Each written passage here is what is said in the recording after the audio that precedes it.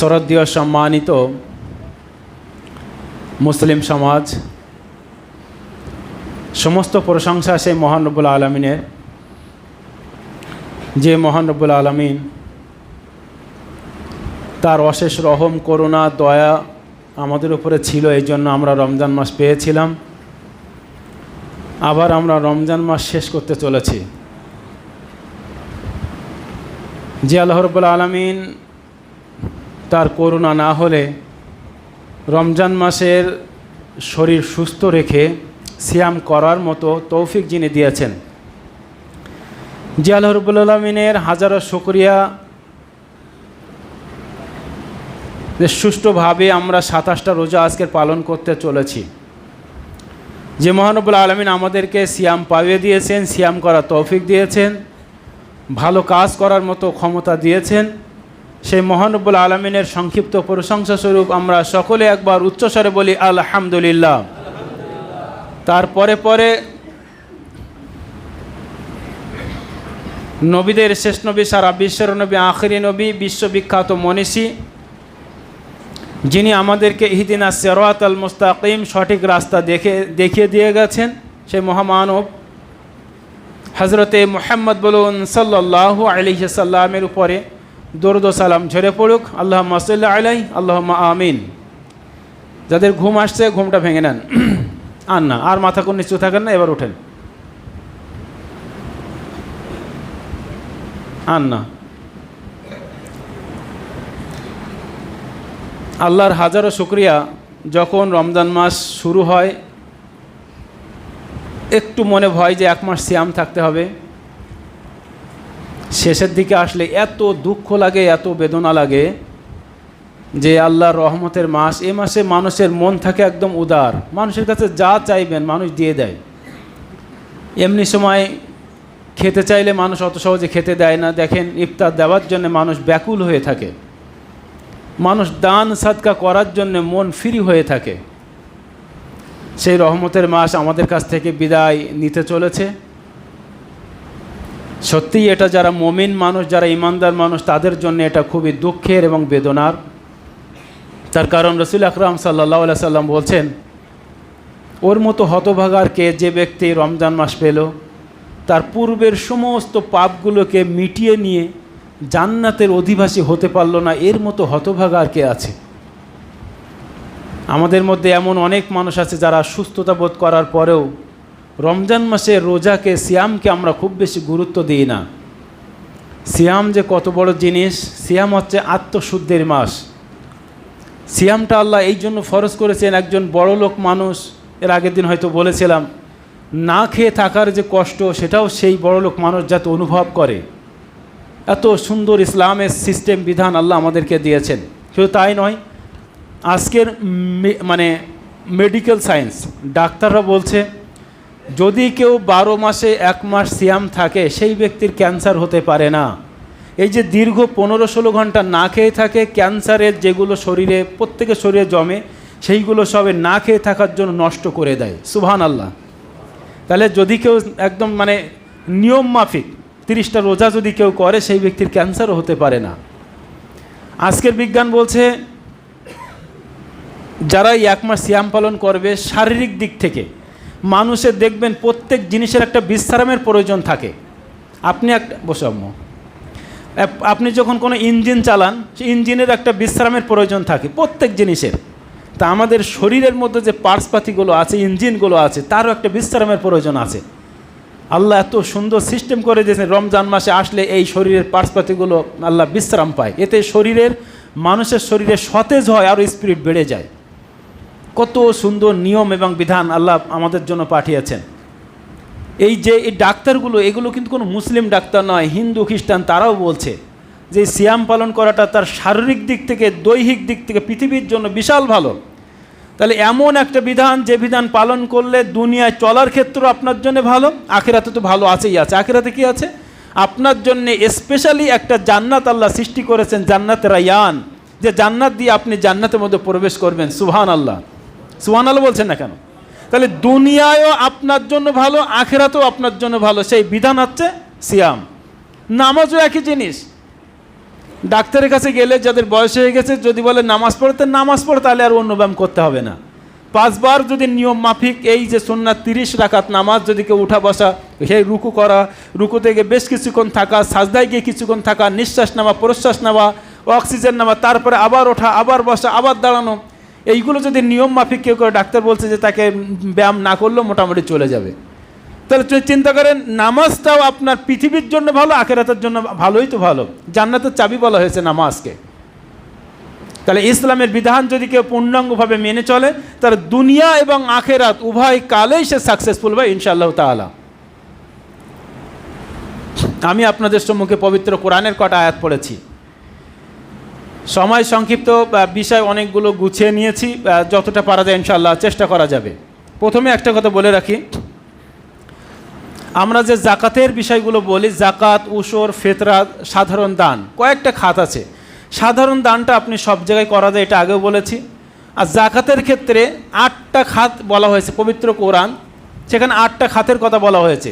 জাকাত যারা দেন সে 8 জায়গায় তারা জাকাতগুলোকে ব্যয় করবে। ইন্নামাস সাদাকাতু লিল ফুকারা, জাকাত আপনি কোথায় দেবেন? যারা সমাজের মধ্যে ফকির মানুষ, ফকির মানুষদেরকে আপনাদেরকে জাকাত দিতে হবে। ওয়াল মাসাকিন, যারা মিসকিন মানুষ তাদেরকে জাকাত দিতে হবে। আচ্ছা, ফকির আর মিসকিন কি? আমরা তো সাধারণ যারা সায়েল মানে যারা চায়, যারা ভিক্ষুক, তাদেরকেই তো আমরা ফকির মিসকিন বলি।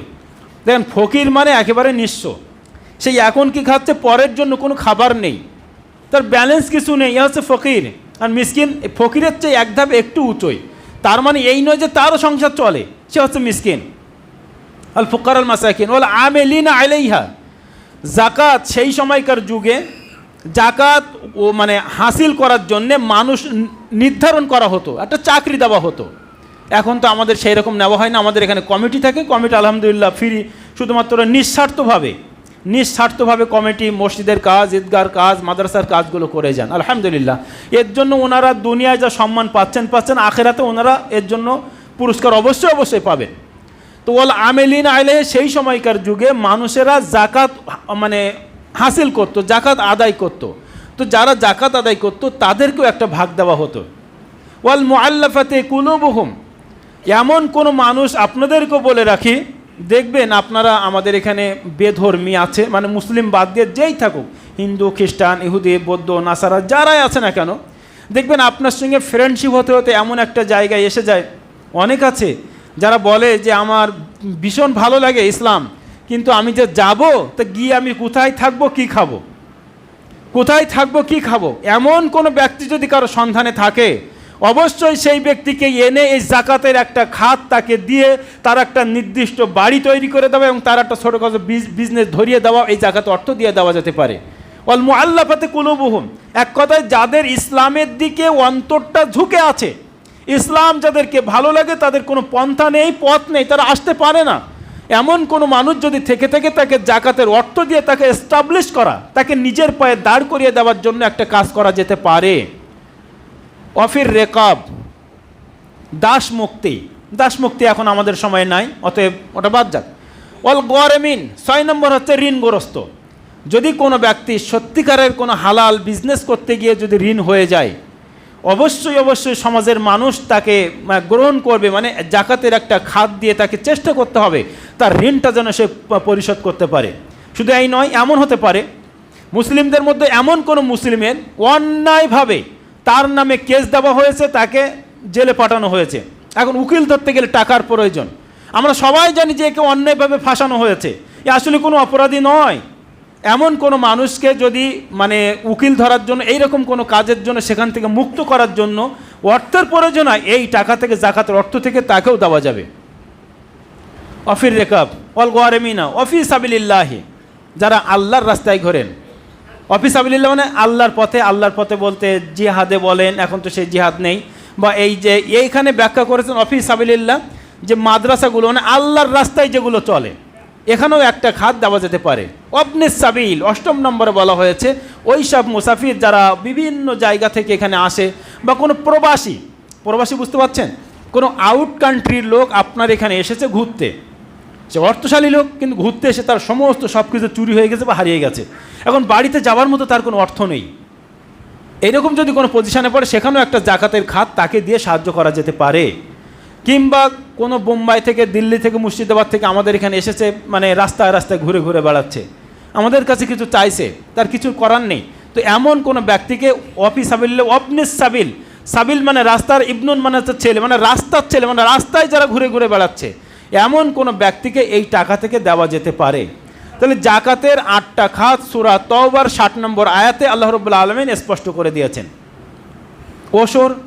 ওষরটা হচ্ছে এতিম, গরিব, মিসকিন, মাদ্রাসা, এইসব জায়গায় ওষরটা অবশ্যই দেবেন।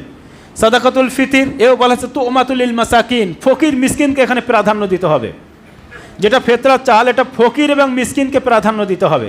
সেইটাকে সামনে রেখে অনেক ওলামা বলেছেন, অনেক গরিব মানুষের ছেলেরা যারা আজকে পড়াশোনা করে মাদ্রাসায়, তো এই সব টাকা সেখানেও কিছু আপনারা দিতে পারেন। দেখা যাচ্ছে তাদের বাড়ি দেওয়ার চেয়ে একটা প্রতিষ্ঠানে দিলে প্রতিষ্ঠানটা কিছু মজবুত হলো, তাদেরকে লক্ষ্য করে।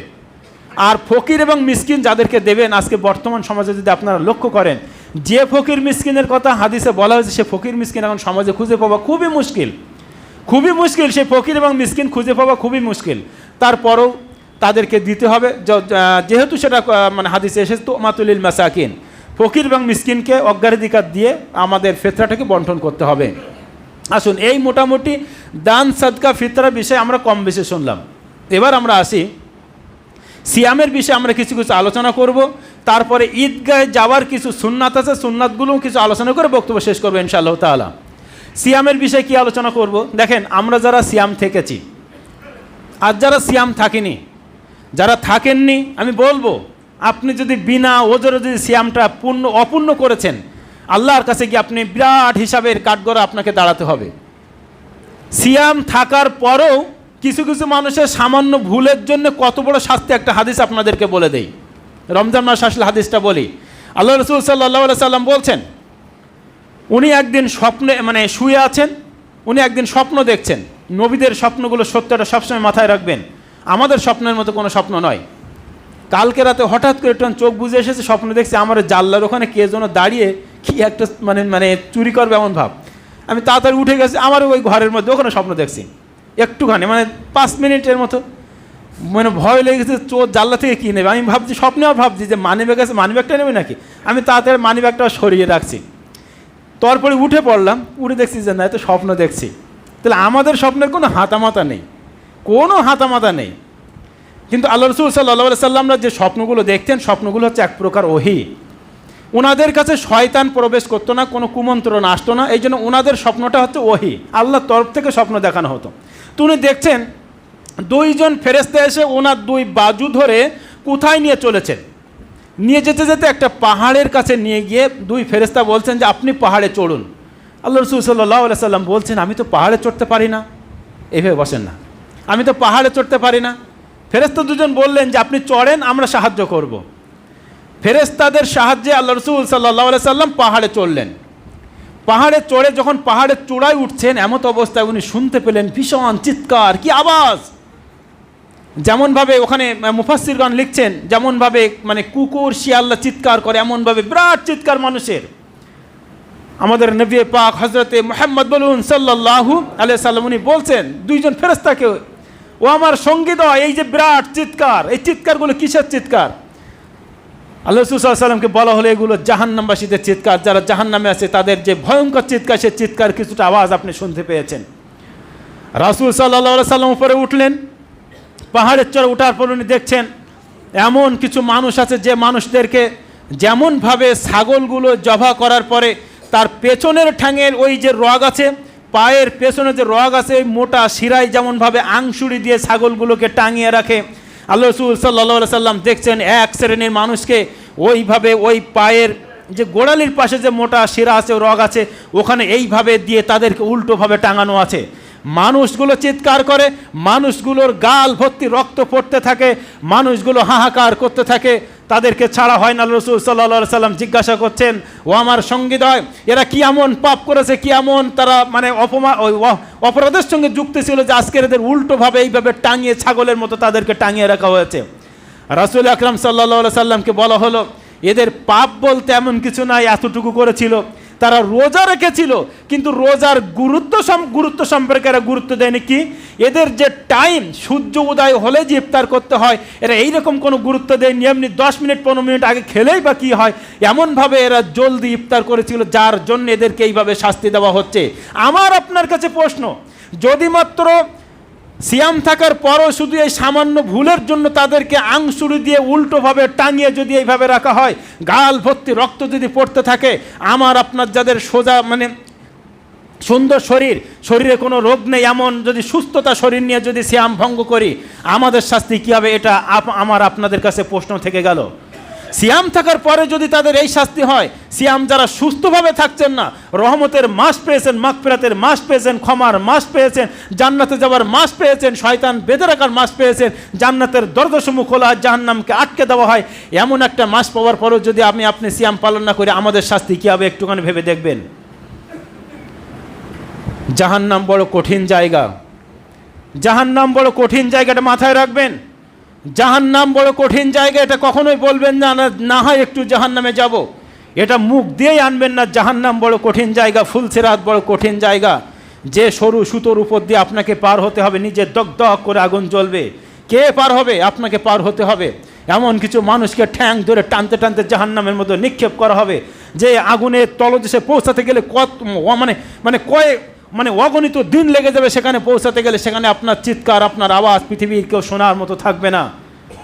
জাহান্নাম বড় কঠিন জায়গা। আমরা ফিরে আসি, রমজান মাস চলছে, যারা আমরা আল্লাহর পথে এসেছিলাম, আমরা যেন এই চাঁদ ওঠার পরে ঈদের নামাজ না পড়ে লুঙ্গি আবার খুলে দিয়ে আবার বেঁধে নিয়ে আমরা যেন বলি যে 11 মাস পরে আবার মসজিদ তোমার সাথে দেখা হবে, এমনভাবে যেন আল্লাহর সঙ্গে ধোকাগুলো আমরা না দেই। এটা আমার অনুরোধ থাকলো আপনাদের কাছে। যারা আমরা এসেছি, যারা আসেনি তারা ফিরে আসি, যারা আসেনি তারা ফিরে আসি। জাহান্নাম বড় কঠিন জায়গা। আসুন রমজান মাস সম্পর্কে দু একটা হাদিস বলেই ঈদের সুন্নাতের কিছু কথা বলে আমি বক্তব্য শেষ করব। রমজান মাস আমরা পার করতে চলেছি। লাইলাতুল কদর আমি কালই বলছিলাম, যারা আমাদের সমাজে মুরব্বী মানুষ আছেন, আমি জানি না আপনার বাড়িতে গিয়ে লাইলাতুল কদর অন্বেষণ করেন কিনা। উচিত ছিল যারা এখানে বেশি বেশি জাগে, সবগুলোই প্রায় যুবক ছেলে আর মধ্যবয়সী 2-5 জন, সব যুবক ছেলেরা। আর যারা একটু বয়স হয়েছে, আপনারা বাড়িতে গিয়ে জানি না ঘুমাচ্ছেন কিনা, জানি না আপনারা এইটাই ভেবেছেন কিনা যে আপনাদের নেকির খাতায় নেকি বেশি হয়ে গেছে, এটা আপনারা ভেবেছেন কিনা। আল্লাহ রাসূল সাল্লাল্লাহু আলাইহি সাল্লাম বলছেন, মান কামা লাইলাতুল কদরি ঈমানাও ওয়া ইহতিসাবান গুফিরা লাহু মা তাকাদ্দামা মিন জামবি। যে ব্যক্তি নেকির আশায় সওয়াবের উদ্দেশ্যে ঈমান সহ লাইলাতুল কদর রাত্রিতে দাঁড়িয়ে গেল, জেগে গেল, তার পূর্বেকার সমস্ত গুনাহ আল্লাহ রাব্বুল আলামিন ক্ষমা করে দেবেন। বলুন সুবহানাল্লাহ। তাহলে এত সুন্দর অফার মাস চলা সত্ত্বেও কেন আমরা ঘুমাই? কি জন্য ঘুমাচ্ছি? অন্তত বাড়িতে গিয়েও হয়েও চেষ্টা করবেন কোরআন পড়তে পড়তে কোরআনকে সামনে রেখে একটু ঘুমালেন। অন্তত ফেরেশতা এসে জন্য এটাই দেখে যে আপনি পড়তে পড়তে একটু ঘুমিয়ে গেছেন। আপনি নামাজ রোজা অবস্থায় একটুখানি ঘুমিয়ে যান, আপনি তসবিহ করতে করতে একটুখানি ঘুমিয়ে যান, ফেরেশতারা দেখে যে আপনি তসবিহ করতে করতে ঘুমিয়ে যাচ্ছেন। আপনি আল্লাহর ভয়ে জাগতে মানে জাগ্রত অবস্থায় থাকতে থাকতে একটু আপনি ঘুমিয়ে গেছেন। আমাদের সর্বদা চেষ্টা করতে হবে নেকির দিকে বেশি বেশি অগ্রসর হওয়া। যেমনভাবে দুনিয়ায় আমরা চেষ্টা করি টাকার দিকে বেশি বেশি অগ্রসর হবে, এটা হওয়া উচিত, প্রত্যেক মানুষের এটা থাকা উচিত। তার কারণ কেউ যদি বলে আমার টাকার দিকে অগ্রসর হবে না, সে ভুল। হঠাৎ করে প্রয়োজন হলে তখন কি মানুষের কাছে হাত পাতবে না? তাহলে সব প্রয়োজন আছে। যেমনভাবে টাকার দিকে আমরা অগ্রসর হই, ঠিক প্রত্যেক মানুষের উচিত হচ্ছে নেকির দিকে অগ্রসর হওয়া। আপনি সিয়াম যদি থাকেন, এর আগেও বলেছি, কুল্লু আমাল ইবনে আদম লাহু ইল্লা সাওম ওয়া আনা আজিজি বিহি। আল্লাহ নিজের হাতেই পুরস্কার দেবেন। কেন আমরা আগাচ্ছি না? সিয়াম যদি আমরা কেউ থাকি, বলছে অন্য যত বান্দা আমল করে আল্লাহ সব পুরস্কার দিয়ে দেবেন, সিয়ামের পুরস্কার আল্লাহ নিজ হাতে ওখানে ডেকে দেবেন। কত সম্মানিত হবেন বলেন। আর যে দু একটা আছে, এগুলো আমরা থাকি, যারা থাকি না আল্লাহর কাছে তওবা করে আমরা ফিরে আসি, যে সিয়াম যেন আমরা এর পরে যেন আর কাজা না হয়, কামাই যেন না হয়। যাদেরকে সিয়াম ভাঙা পড়েছে দু একটা কোনো সঙ্গতি কারণে, হতে পারে অসুস্থতা বা হতে পারে আপনি সফরে ছিলেন, এই দুটো কারণে যাদের ভাঙা পড়েছে, চেষ্টা করবেন ঈদের পরপরই সেইগুলো করে নেওয়া। এবং সওয়ালের যে 6টি রোজা, এটা করা যাদের 29টা কমপ্লিট করছেন বা 30টা কমপ্লিট করছেন, এরপরেই সওয়ালের 6টা রোজা অবশ্যই করবেন। সওয়ালের 6টা মানে 30 দিন। আপনার সওয়াল হচ্ছে আরবি মাসের নাম। সওয়াল মাসের 1 তারিখে ঈদ হয়, তাহলে ঈদ থেকে নিয়ে 28 দিন পর্যন্ত একটা মাস, কি 29 দিন পর্যন্ত একটা মাস? মোহাম্মদ সাহেব আপনি হেলান দিয়ে ঘুমাচ্ছেন, উজু করে আসেন, উজু ভেঙে গেছে আপনার, উজুটা করে আসেন। 28-29 দিনের মধ্যে আপনি সওয়ালে 6টা সুন্নাত রোজা করবেন। ভালো করে শোনেন, যারা 29টা সিয়াম পালন করেছেন অবশ্যই আমি বলবো আমিও করি, আপনারাও করবেন। সওয়ালে 6টা রোজা করবেন, তাতে আপনার লাভ কি? হাদিসে বলা হয়েছে রমজান মাসে একটা কাজ করলে 10 গুণ বাড়িয়ে দেওয়া হয়। তাহলে এদিকে আমি 30টা সিয়াম পালন করছি, যদি সওয়ালে 6টা করি তাহলে 36টা হয়, আর 36 10কে 360 হয়। অতএব এই 36টা সিয়াম পালন করলে আল্লাহ রাসূল সাল্লাল্লাহু আলাইহি সাল্লাম বলছেন সে যেন সারা বছর সিয়াম পালন করলো। বলুন সুবহানাল্লাহ। তাহলে এই পালন করার পরে সওয়ালে 6টা আপনি করলে আপনি সারা বছর সিয়াম পালন করার সময় নেকি পাবেন।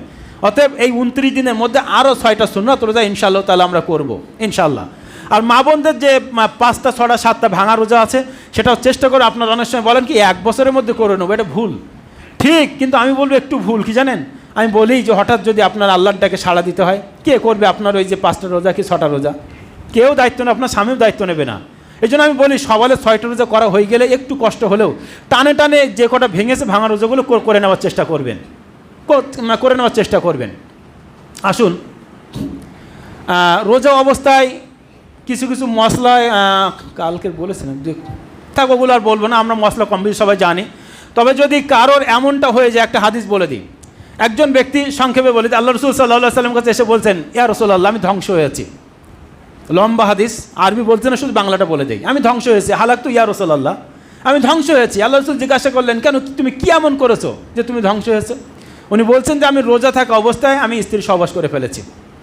এমনটা যদি কারো হয়ে যায়, এর আগেও আমি বলেছিলাম নিষেধ সময় হচ্ছে সাহারির আজান থেকে নিয়ে মাগরিবের ইফতার পর্যন্ত, ব্যালেন্স আপনি ইফতারের পর থেকে নিয়ে সাহারি পর্যন্ত আপনার জন্য ফ্রি আছে। তো এই যে দিনইমানের টাইমটা, এই টাইমটা যদি কারোর হয়ে যায়, একজন সাহাবা এসে বলছেন, ইয়া রাসূলুল্লাহ আমি ধ্বংস হয়ে গেছে, এখন আমার উপায় কি? আল্লাহ রাসূল সাল্লাল্লাহু আলাইহি সাল্লাম বললেন, এখন তো তোমার উপায় হচ্ছে এটাই যে তোমাকে একটা গোলাম আজাদ করতে হবে। গোলাম আজাদ করাটা খুব কঠিন ব্যাপার। একটা গোলামের দাম হয়তো 1 লাখ টাকা, 2 লাখ টাকা, 5 লাখ, 10 লাখ হতে পারে। এখন আমাদের গোলাম নেই। দ্বিতীয় অপশান কি? তোমাকে পারস্পরিকভাবে 60টা সিয়াম পালন করতে হবে। চিন্তা করতে পারছেন? একটা রোজা যদি আপনি এইভাবে ভেঙে দেন তাহলে 60টা রোজা আপনাকে পালন করতে হবে। আপনি এবং কি এমনটা নয় যে আপনি 11 মাসের মধ্যে করবেন, পারস্পরিক বলেছি, মানে পর আপনি 55টা রোজা করলেন, 56 দিনের মাথায় আপনি থাকেননি, আপনার আবার গোড়াতে করতে হবে। পারস্পরিক বলা হয়েছে। তো ওই ব্যক্তিটি বলছে, ইয়া রাসূলুল্লাহ, হ্যাঁ, ওকে যখন বলা হলো যে তুমি তাহলে গোলাম আজাদ করো, তো সে বলছে, ইয়া রাসূলুল্লাহ আমার আজাদ করার মতো কোনো উপায় নেই, আমি এত গরিব, এত অসহায়, এই 2 পাহাড়ের মধ্যে যারা বাস করে তার মধ্যে সবচেয়ে নিম্নমানের ব্যক্তি আমি। আচ্ছা, তাহলে তুমি পরস্পরভাবে 60টা সিয়াম থাকবে। ইয়া রাসূলুল্লাহ আমি খেটে খাই, এমনি এই 29টা পালন করতে গিয়ে গন্ডগোল করে ফেলেছি, ওটা আমার দ্বারা সম্ভব না। আল্লাহ রাসূল বললেন তুমি 60 জন মিসকিনকে খাওয়াবে। 60 জন মিসকিন। 3টে অফার আমাদের জন্য আছে, 3টের মধ্যে একটা নেই গোলাম আজাদ, 2টো। 60টা পরস্পর রোজা, অন্যতায় 60টা মিসকিনকে খাওয়ানো, এবং এই যে সিয়াম এটা আপনাকে পালন করতে হবে। তা পারস্পরিক এটাও আমাদের দ্বারাই সত্যি অসম্ভব মতো। তো মিনিমাম আপনাকে 60টা মিসকিনকে খাওয়াতে হবে যদি একদিন গন্ডগোল করে ফেলেন। এবার কেউ করেছেন কি করেন সেটা আপনারাই ভালো জানেন। সেটা যদি হয়ে থাকে তাহলে 60টা মিসকিনকে খাওয়া দেবেন এবং একটা সিয়াম আপনাকে পালন করতে হবে। পরিশেষে এই ব্যক্তিটি এমন গরিব, এমন অসহায়, কথা বলেন না ভাই, এমন অসহায়, এ বলছে যে ইয়া রাসূলুল্লাহ আমি যে 60 জন মিসকিনকে খাওয়াবো, আমার মতো বড় মিসকিন আর কেউ নেই, সবচেয়ে কড়া মিসকিন হচ্ছে আমি, এ যা বাস করে আমার মতো বড় ফকির আর কেউ নেই। তাহলে বলছে তাহলে বসো, কী করা যায়? বসে থাকছেন, এমন অবস্থায় কিছু খেজুর আসলো আল্লাহ রাসূলের কাছে হাদিয়া। তো বললেন এক কাজ করো, খেজুরগুলো তুমি নাও, নিয়ে গিয়ে অন্তত খেজুরটা তুমি হাদিয়া করে দাও মানুষকে। তো হচ্ছে আমি কাকে দেবো? তো হচ্ছে তাহলে তুমিই খাও। এটা ওর জন্য খাত ছিল, কিন্তু আমাদের জন্য 3টে অপশান, 3টের মধ্যে প্রথমটা বাদ দেন, 2টোর মধ্যে যে কোনো একটাকে আপনাকে করতে হবে। এক, আপনাকে 60টা পারস্পরিক সিয়াম থাকতে হবে। যদি মনে করেন 60 জন মিসকিন খেতে দেওয়ার মতো অবস্থা আমার নেই, আলহামদুলিল্লাহ এখন আমাদের সমাজে এরা মানুষ কমে আছে। আর সেটা যদি না হয় তাহলে 3য় অপশান আমরা গ্রহণ করব, 60টা মিসকিনকে আমরা খেতে দেবো। এবার বলি, আল্লাহ রাসূল সাল্লাল্লাহু আলাইহি ওয়াসাল্লাম 2-1 মিনিট একটু সময় নিচ্ছি, 2-1 মিনিট, রমজান মাস তো নাকি, অসুবিধা নেই। দেখেন, একজন ব্যক্তি আন্না রাজুলান আনিল মুবাশারাতি লিস-সাইমি, যুবক যারা আছে তারা শুনতে হবে। একজন ব্যক্তি আল্লাহ রাসূল সাল্লাল্লাহু আলাইহি ওয়াসাল্লাম কাছে জিজ্ঞাসা করছেন, ইয়া রাসূলুল্লাহ আনিল মুবাশরাতিল সাইমি, আমি রোজা থাকা অবস্থায় আমি আমার স্ত্রীর গায়ের সাথে গা লাগিয়ে শুতে পারি? কিন্তু হাদিস আল্লাহ রাসূল সাল্লাল্লাহু আলাইহি ওয়াসাল্লাম বলেন ফানাহাহু ফাসাআলাহু, আবার একজন এসে জিজ্ঞাসা, এই যে ব্যক্তি শুতে পারে, আল্লাহ রাসূল বলেন যে না তুমি শুতে পারো না। তারপরে একজন এসে জিজ্ঞাসা করছেন, ইয়া রাসূলুল্লাহ আমি কি পারি, এক জায়গায় থাকতে পারি? আল্লাহ রাসূল বললেন ইয়েস, হ্যাঁ তুমি থাকতে পারো। এই ব্যক্তি বলে এটা কেমন কথা, একজনকে বলা হলো তুমি থাকতে পারবে না, আরেকজনকে থাকতে পারবে। তখন পরক্ষণে দেখা হলো যে ব্যক্তিকে থাকার জন্য আদেশ দেওয়া হয়েছে রাজুলুন শায়খুন, সে ব্যক্তিটি ছিল বৃদ্ধ বুড়া মানুষ, ওর ক্ষমতা কম, গন্ডগোল হওয়ার সমস্যা নেই। আর যে ফানাহাহু, যাকে মানা করেছিল, সে ছিল যুবক, যখন তখন অ্যাক্সিডেন্ট হতে পারে। এই জন্য আল্লাহ রাসূল ওখানে নিষেধ করলেন। এটা হচ্ছে সতর্কীকরণ। তো যাই হোক, আর যুবকদের নিয়ে একটা কথা বলি। আজকে যারা আমরা বাবা আছি, যুবকরা আমাদের বলে যে বিয়ে সম্পর্কে একটু খোঁজ পান, আমার তো দেখতে পাই না। আমরা বাবাদের আমাদের একটা দোষ আছে, আমরা বলি আমার মেয়েও ছোট ছেলেও ছোট। এদিকে ছেলে মেয়ে 24 ঘন্টা ফোনে উড়িয়ে দিচ্ছে, শুধু একবার বলছে তোমার সাথে কবে দেখা হবে। এদিকে আমরা বাবা মা ভেবেছি যে এরা সব বয়সে ছোট। আল্লাহ রাসূল সাল্লাল্লাহু আলাইহি ওয়াসাল্লাম বলছেন ইয়া মাশারাস শাবাব, এই নওজওয়ানের জামাত, এই যুবকের জামাত, মান ইসতাতা মিনকুমুল বাত, তুমি যদি খেতে দেওয়ার সামর্থ্য রাখো ফাল্যাতাজাওয়াজ, অবশ্যই তুমি বিবাহ করবে। কেন? ফাইন্নাহু আগাযযু লিল বাসার, তুমি যদি বিবাহ করো তোমার চোখকে তুমি সংযত রাখতে পারবে। ও আহসানু লিল ফারাজ, তুমি তোমার শরমগাকে হেফাজত করতে পারবে। ওয়া মান লাম ইয়াস্তাতি ফাআলাইহি বিসসাম, এখন তোমার যদি মনে হয় যে তোমার এই খেতে দেওয়া সামর্থ্য নেই, তাহলে তোমাকে সিয়াম রাখতে হবে। কারণ ফাইন্নাহু লাহু বিজাউন, এটাই হচ্ছে তোমার জন্য ঢাল স্বরূপ। এখানে সিয়ামের একটা কথা এসেছে, কীরকম? আল্লাহ রাসূল সাল্লাল্লাহু আলাইহি ওয়াসাল্লাম বলছেন সিয়াম এমন একটা জিনিস, যুবক যারা হবে, যারা বাবা মা আছে, চেষ্টা করতে হবে তাদের ভাবগতি, তাদের অ্যাটিটিউড, তাদের চালচলন, তাদের সব কিছু দেখে আমাদের এটা সংযোজন হতে হবে। তার কারণ ছেলে মেয়ে যদি পাপ করে, সেখানে কিন্তু আমরাও পাপের ভাগীদার হয়ে যাব। তো এরকমভাবে কোনো যুবক যদি সে খেতে দেওয়ার সামর্থ্য রাখে, তার শারীরিক চাহিদা যদি থেকে থাকে, তাহলে অবশ্যই তাকে বিবাহ করতে হবে। আর যদি এই সামর্থ্য না থাকে, তাহলে তাকে সিয়াম থাকতে হবে। এটা আল্লাহ রাসূল সাল্লাল্লাহু আলাইহি ওয়াসাল্লাম ফরজ করেছেন। একটা প্রশ্নের উত্তর একটুখানি দিয়ে দিই। আমরা অনেকে ইসলাম নিয়ে যখন কটূক্তি করি, বলি যে ইসলামে বলা হয়েছে যে 2, 3, 4 বিবাহ করতে পারে। ঠিকই, এটা যেমন বলেছে, তার পরের কথাটা আমরা আর বলি না। কি বলা হয়েছে? মাসনা ও সুলাসা ও রুবা। একজন মানুষ, উপরে যারা মা বোন আছেন আপনারা ঘাবড়ে যাবেন না, শেষ পর্যন্ত শুনলে আবার আনন্দ হবে না, অসুবিধা নেই। একজন পুরুষের জন্য কোরআনে বলা হয়েছে যে একের অধিক 2, 3 অথবা 4 পর্যন্ত বিয়ে করতে পারে। কিন্তু তার পরপরই বলা হয়েছে যদি তুমি এদের মধ্যে ইনসাফ করতে পারো। এবার এখানেই আমরা আটকে যাব। ইনসাফ সাংঘাতিক জিনিস। 2 স্ত্রী আপনি রাখবেন, একদম সম পরিমাণ আপনাকে ইনসাফ করতে হবে। শাড়ি কিনলে একই দামে দোকানে শাড়ি কিনতে হবে। আপনি রাত্রি যাপন করবেন, এখানে একদিন ওখানে একদিন আপনাকে থাকতে হবে। আপনি যাই কিছু করবেন, সব সম পরিমাণ আপনাকে করতে হবে। এমনভাবে যদি কোনো ব্যক্তি যদি থেকে থাকে, পুরুষ ব্যক্তি, যে না আমার মধ্যে ইনসাফ আছে এবং শারীরিক সক্ষমতা আছে, খেতে দেওয়ার মতো সামর্থ্য আছে, এই 3টে জিনিস যদি সমপরিমাণ থাকে, তবেই আল্লাহ বলেছেন যে মাসনা ওয়া সুলাসা ওয়া রুবা, তুমি 2য়, 3য়, 4র্থ বিয়ে করতে, অন্যথায় তোমার জন্য নয়। যাক, অধিকার যাচ্ছে না, একটুখানি সংক্ষেপে সুন্নাতটা একটুখানি বলে আমি শেষ করে দেবো। হ্যাঁ, ও ফেতরা বলেছি তো। আচ্ছা, নামাজের পরে ওটা বলে দিচ্ছি।